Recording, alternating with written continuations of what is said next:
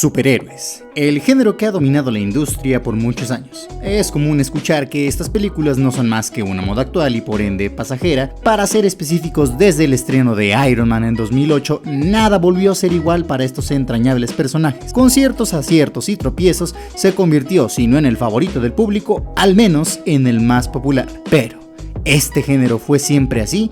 ¿Cuáles son sus orígenes? ¿Cómo es que sigue tan vigente? ¿Realmente solo han existido dos compañías que lo han llevado hasta la cúspide? Todas estas preguntas serán respondidas en este bonito video. Por eso hoy, en Sin Estilo,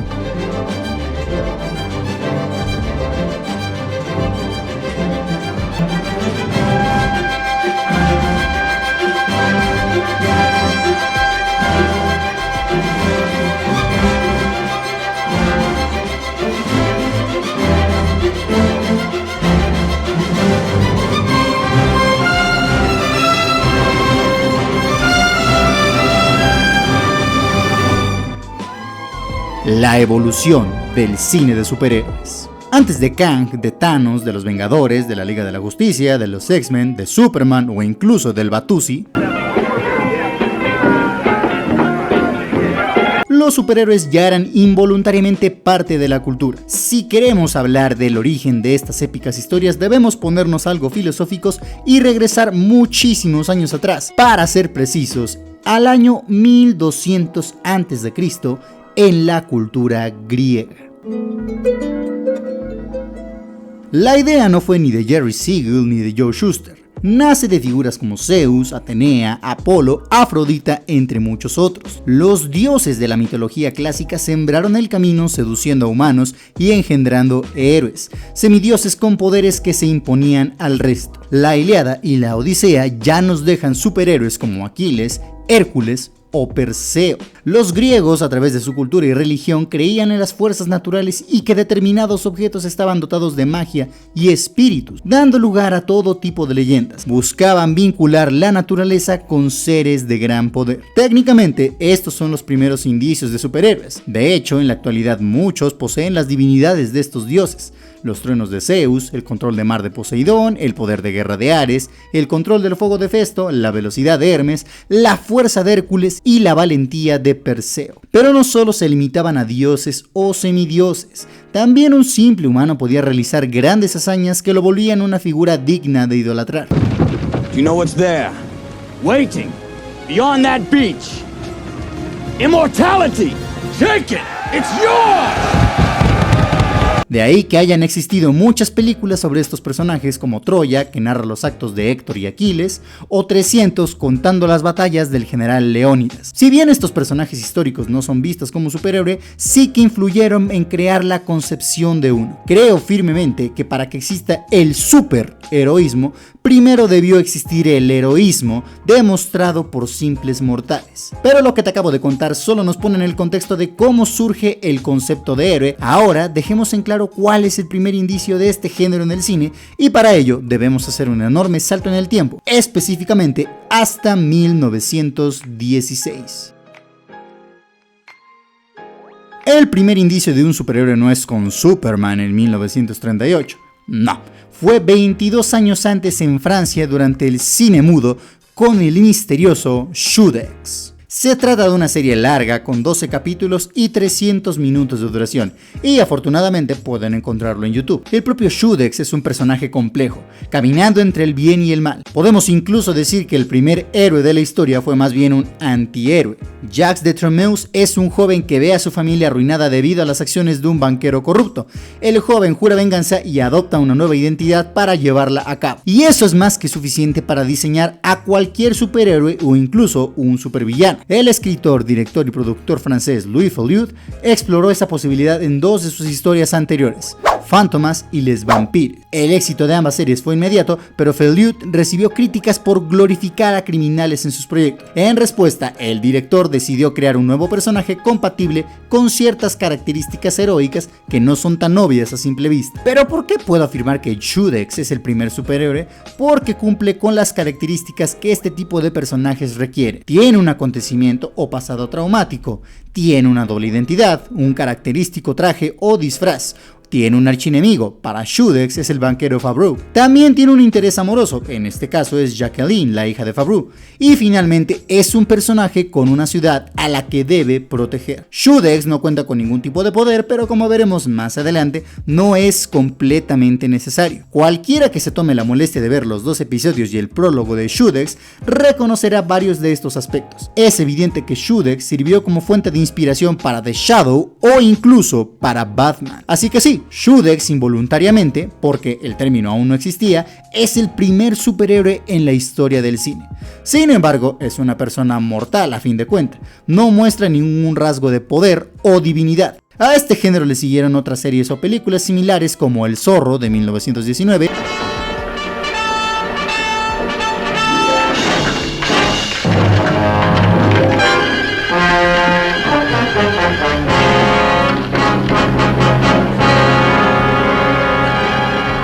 o Mandrake the Magician de 1939, un ilusionista con una capacidad psíquica que además de ser un popular mago del mundo del espectáculo, también luchaba contra criminales. Pero como dije, esto fue en 1939 y ahora debemos volver un año atrás porque es en 1938 cuando el concepto de superhéroe se crea. En 1938, Jerry Siegel y Joe Shuster crearon al primer superhéroe oficial de la historia. Con un cómic de apenas 14 páginas, Superman se convirtió en el héroe más poderoso y favorito, aunque era el único, de esos tiempos.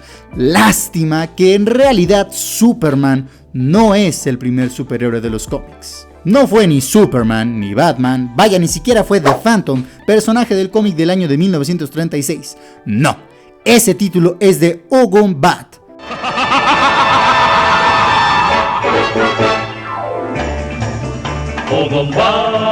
o llamado en Latinoamérica Fantasmagórico, creado por el escritor japonés Takeo Namagutsu en el año, escucha bien, 1930, 8 años antes de Superman. A diferencia de Shudex, el Zorro o Mandrake, Ogon Bat sí tiene superpoderes como volar, invulnerabilidad y superfuerza.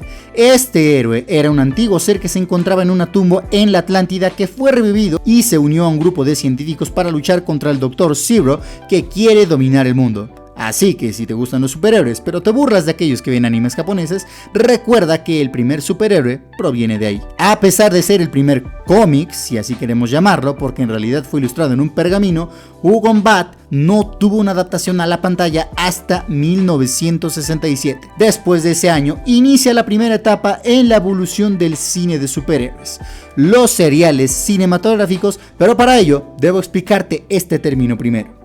Los seriales cinematográficos son similares a las series. De hecho, las series copiaron la estructura de este formato. Solían constar de 12 a 15 episodios, cada uno de ellos con unos 15 o 20 minutos de duración. Cada episodio finalizaba con un cliffhanger. Muchas veces el héroe quedaba expuesto a cualquier peligro en apariencia insalvable del que, indescriptiblemente, se salvaba, a veces de un modo tramposo para el espectador, en el episodio siguiente.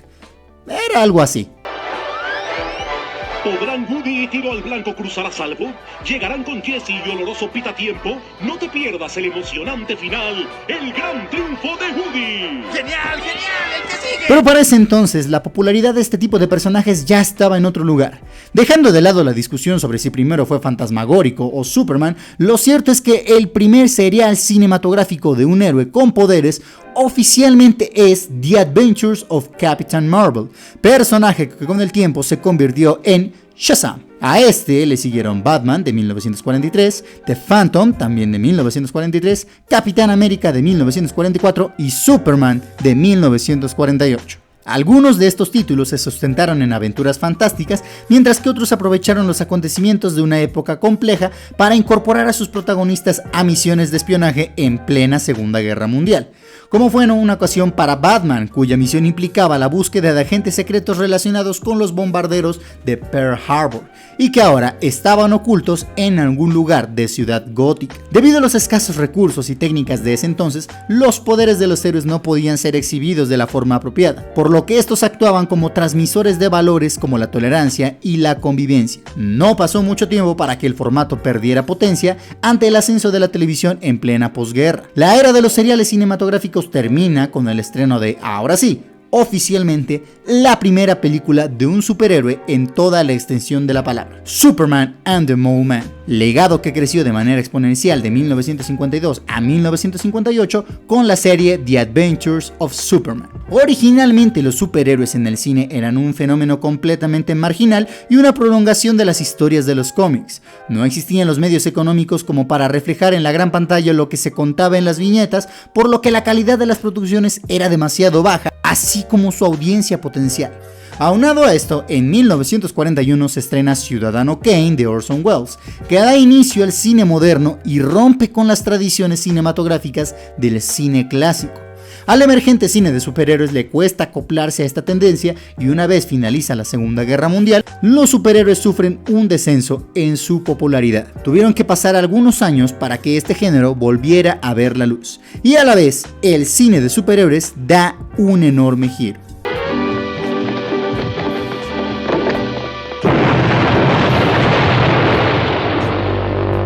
Batman, la película de 1966 protagonizada por Adam West, renovó por completo la forma en que los superhéroes eran percibidos, aportando una visión cómica e ingeniosa del oscuro Batman en los cómics. La serie se estrenó en un momento demasiado tenso debido a la Guerra Fría. En este ambiente de tensión surgió Batman, que fue un contrapunto cómico a la actitud hostil y desconfiada de la sociedad. En esta etapa del cine de superhéroes tendremos personajes cómicos haciendo el ridículo, a veces a propósito y a veces involuntariamente. Aquí surgen series y películas de varios países, pero con producciones de bajo presupuesto que tratan de seguir el nuevo concepto de héroes.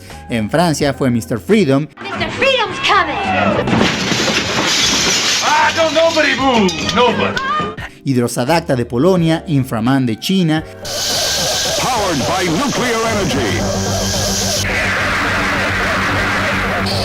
El Chico Biónico de Filipinas, La Mujer Maravilla.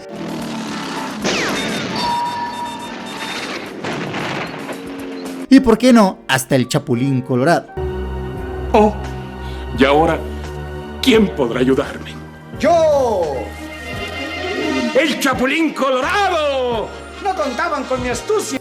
Incluso Godzilla llegó a ser considerado como un superhéroe en 1977. Pero también hay cosas espantosas como la serie de Spider-Man de 1977.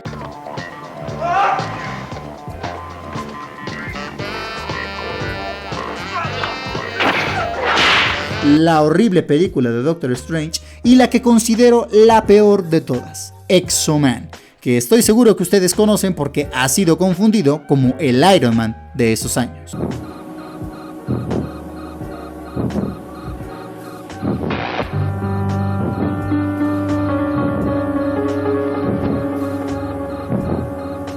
Puede que el género haya dado un enorme giro, pero en realidad hay pocas cosas rescatables. Pero todo cambia en 1978 y nuevamente gracias al superhéroe más icónico.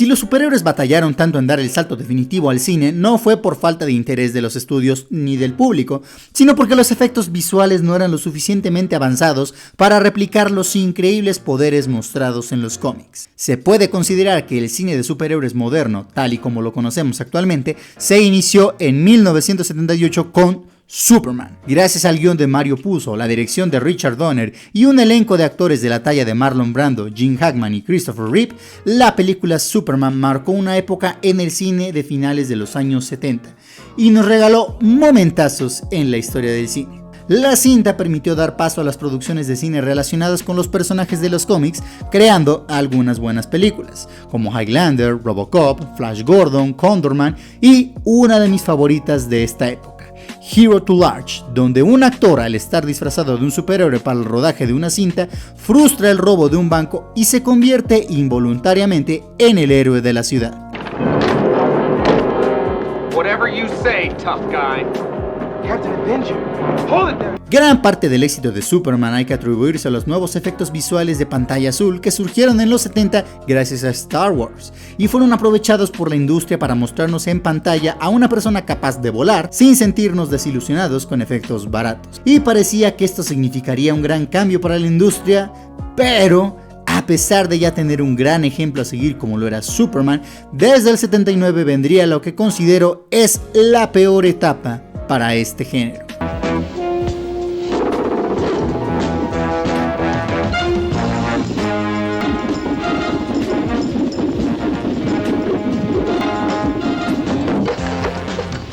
Uno pensaría que tras el éxito de Superman vendría una gran época para los superhéroes, pero fue todo lo contrario.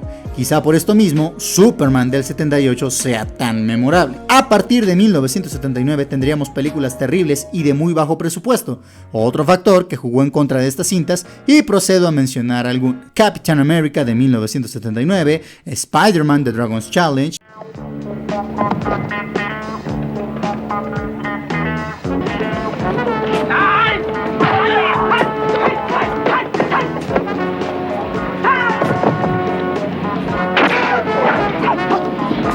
y esto es solo el principio.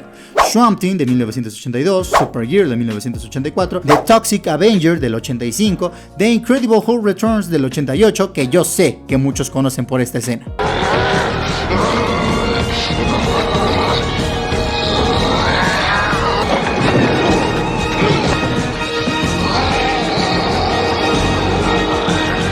Continuamos. Punisher de 1989, otra vez Capitán América en 1990, qué ganas de dejar en ridículo al Capitán América. Iron Man de 1990, Rock Eater de 1991, The Shadow de 1994, Town Girl del 95, The Phantom de 1996, Spawn del 97, Steel también del 97, una película de Nick Fury del 97 que les aseguro que ni siquiera conocen y fue protagonizada por David Hasselhoff. La Liga de la Justicia de América, igual de 1997, pero que esta parece más bien ser una parodia porno. Y la que es considero la peor de esta etapa: Los Cuatro Fantásticos de 1994. Hasta Superman entró en esta terrible etapa con sus secuelas. La 2 es muy buena y aceptable, pero no puedo decir lo mismo de Superman 3 y Superman en busca de la paz. Pero al César lo que es del César, porque en medio de todos estos fracasos se estrenaron algunos buenos proyectos. La Máscara de 1994. Sí, la Máscara puede ser considerada como un superhéroe. Incluso 2 años antes, en el 92, nacieron otro tipo de héroes como los Power Rangers. Pero unos cuantos años antes se estrena otra cinta que también marca un punto importante.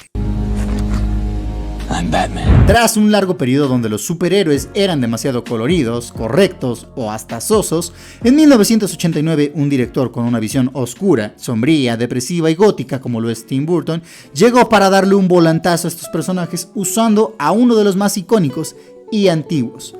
Batman es una cinta tan oscura como madura, con la que se demostró de una vez por todas que el cine de superhéroes no tenía por qué ser infantil, y lo suficientemente exitosa como para dejar en claro que el buen tratamiento de estos héroes podía cautivar al público en general, lo que convirtió a Batman en una película de culto con un más que entrañable Batman y aún más asombroso Joker. Es gracioso pensar que antes DC Comics es quien marcó y dominó la diferencia en este tipo de cine, y ahora es su competencia directa la que lo hace. Lástima que, al igual que Superman, las secuelas de Batman son también horribles, pero es en definitiva Batman y Robin en 1997 la que termina de cerrar el ataúd. 5 millones. Es un baticinturón, no batibanco. 6 millones.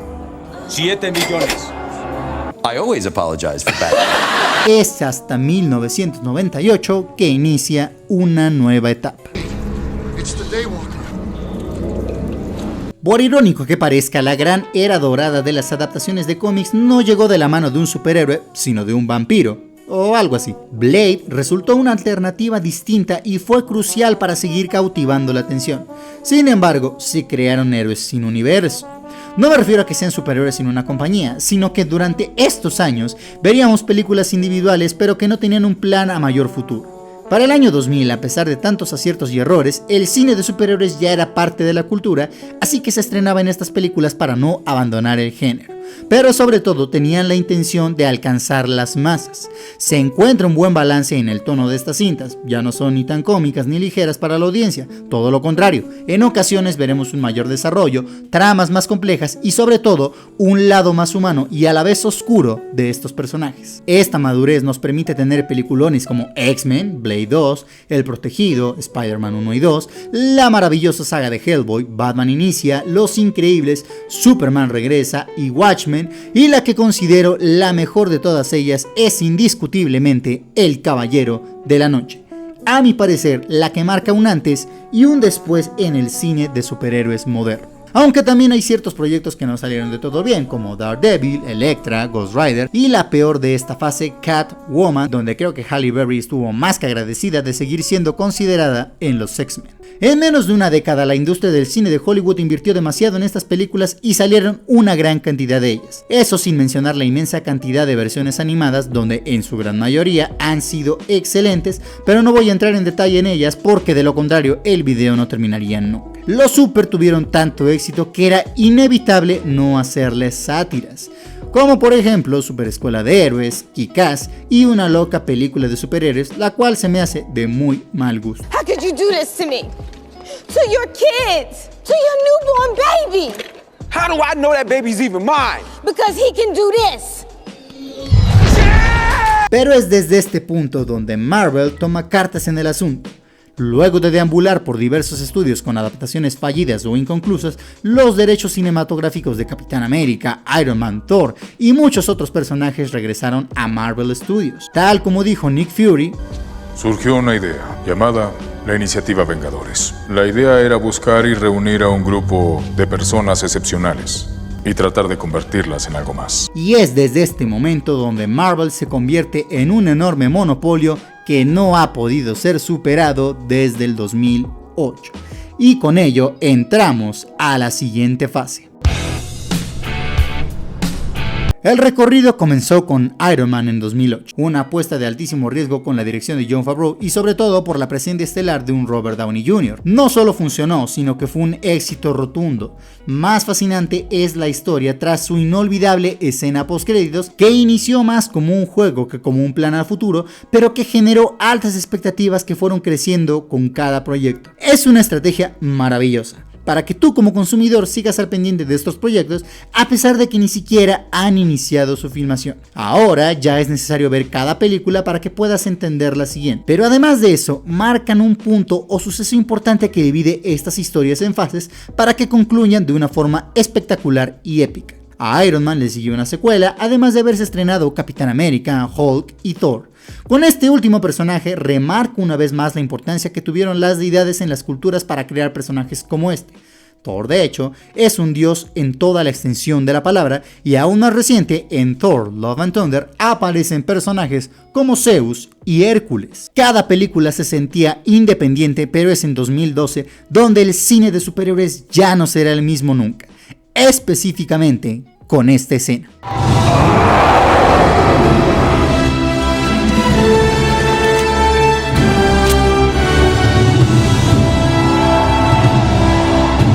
Después de Avengers se crea un universo cinematográfico que haría que la gente regrese a la sala cada vez que una película de Marvel se estrena, a tal grado que la última cinta de la saga del infinito literalmente pasmó al mundo entero. Fue un evento de gran magnitud.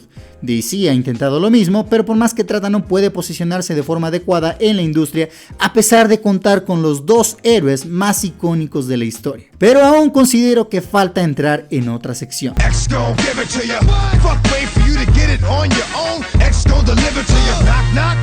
Quizás por el hecho de haber visto el mismo tipo de protagonistas o porque nos gusta la idea de que un héroe puede ser corroído hacia el otro bando.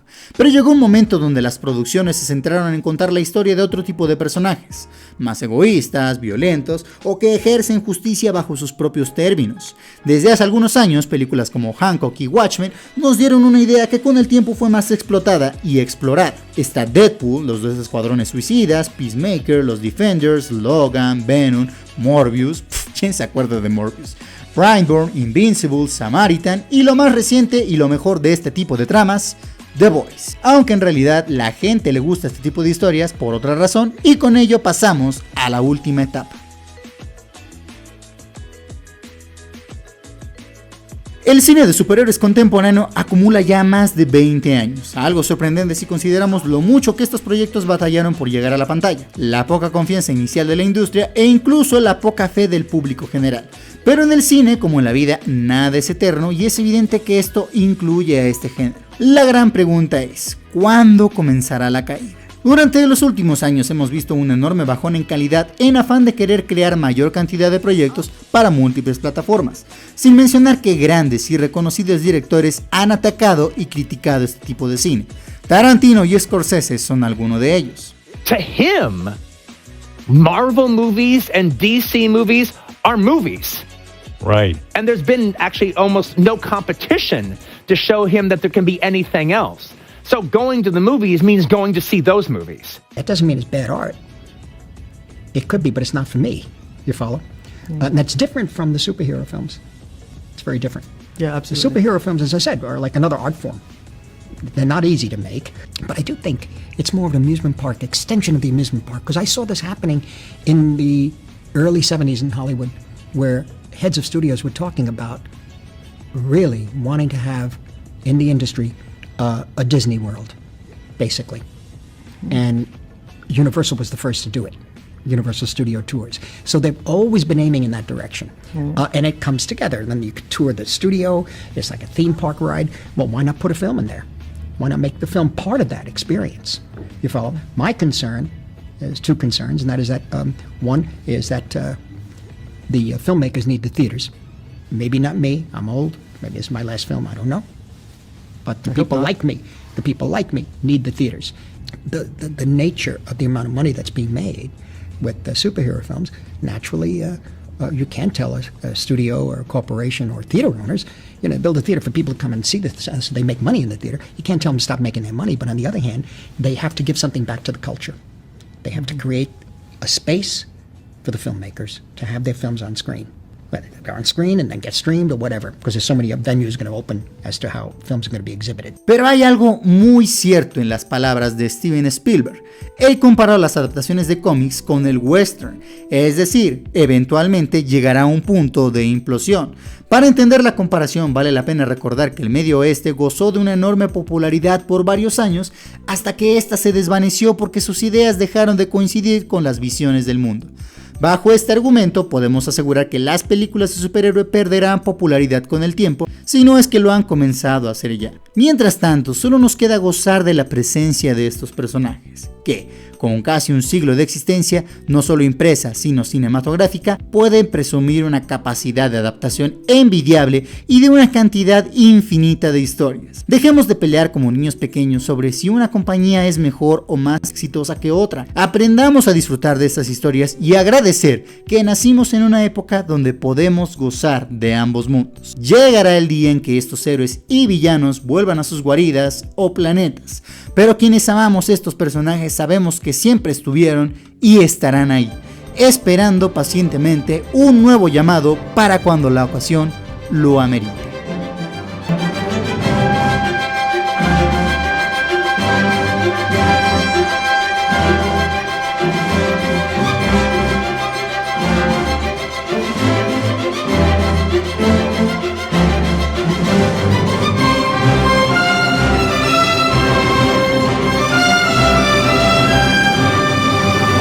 Espero que este video te haya gustado. Si fue así, por favor te pido que le des me gusta y lo compartas con tus amigos. También déjame saber en los comentarios cuál ha sido tu película favorita de este género en toda la historia y si es que conocías algunas de las que fueron mencionadas en estos minutos. Yo soy Daniel, nos vemos en otro video y recuerda que esto es por amor al cine.